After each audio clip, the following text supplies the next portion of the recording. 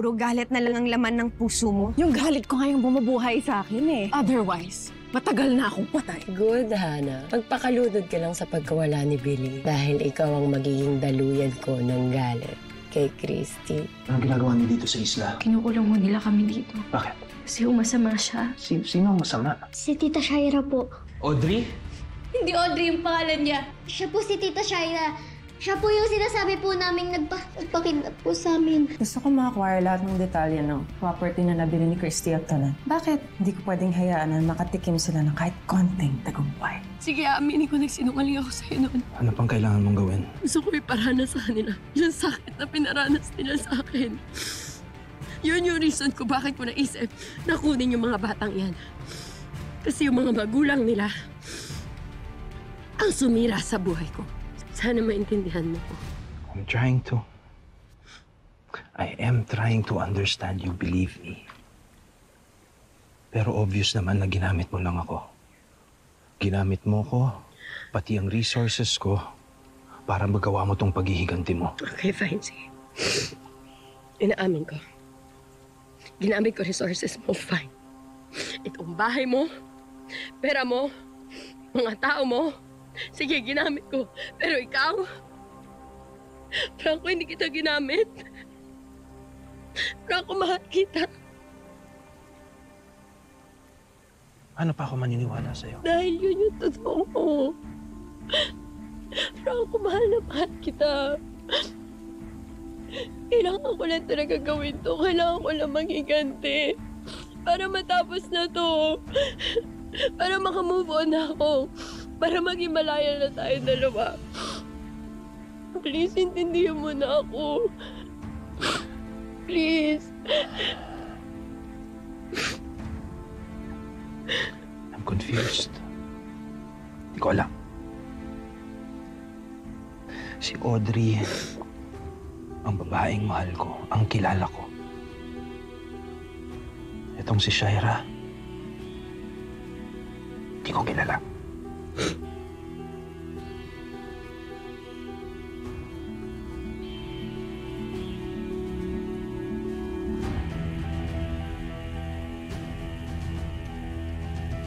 Franco!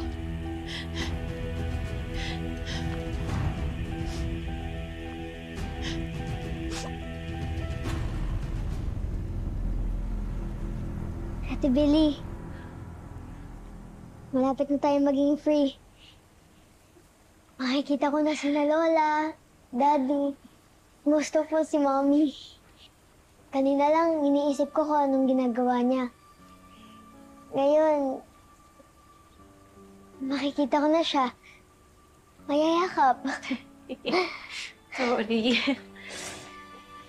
Alam mo ako din. Gusto ko na makita si Mama Hana eh. Si Tatay, si Nayusa, si Kwago.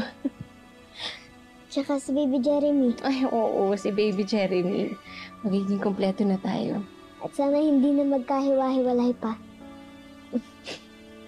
Sana nga. Mabuti na lang talaga dumating si Sir Franco. Kasi naniwala siya sa atin, Tori. Buti nga kay Tita Shaira. Sana hindi na siya makaligtas sa mga kasamaan niya. Sana nga makulong na talaga siya.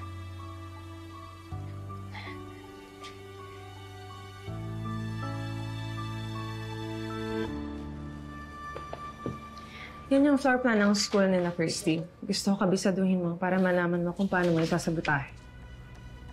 Malinaw ba usapan natin? Malinaw na malinaw. Good. Thank you, Omar. You may go. Thanks.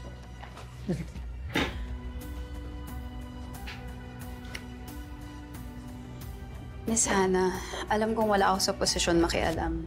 Pero sana walang masaktan dito sa planong ginagawa mo. Eunice naman, ayan ka na naman. It's just a harmless prank. I have everything under control. Okay? Here, please refill this before you go. Thank you.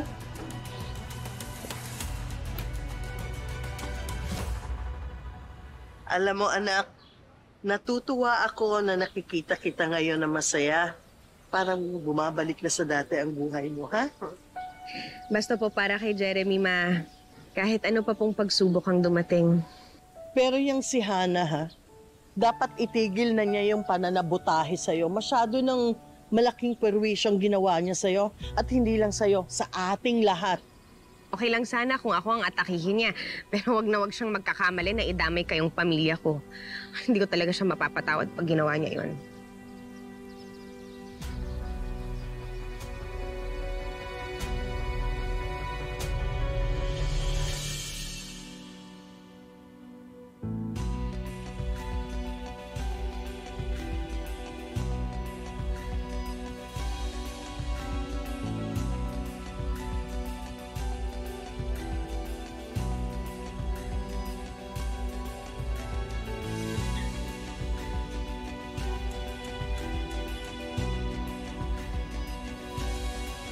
Franco? Love, please, kausapin mo na ako. Hindi ko kayang mawala ka. Kausapin mo ako, sabihin mo na lang kung anong kailangan kong gawin para mapatawad mo ko, please.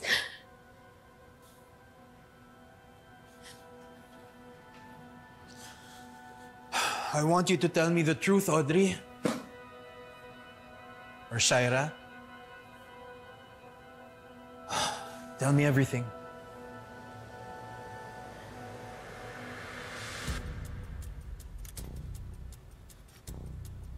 Ano ang atraso ng mga tao to sa'yo? At gusto mo sila gantihan ng ganito katindi? Wala akong pakialam kahit anong gawin ninyo sa babaeng yan. Basta gusto ko siya mawala sa buhay ko. Buntis ako.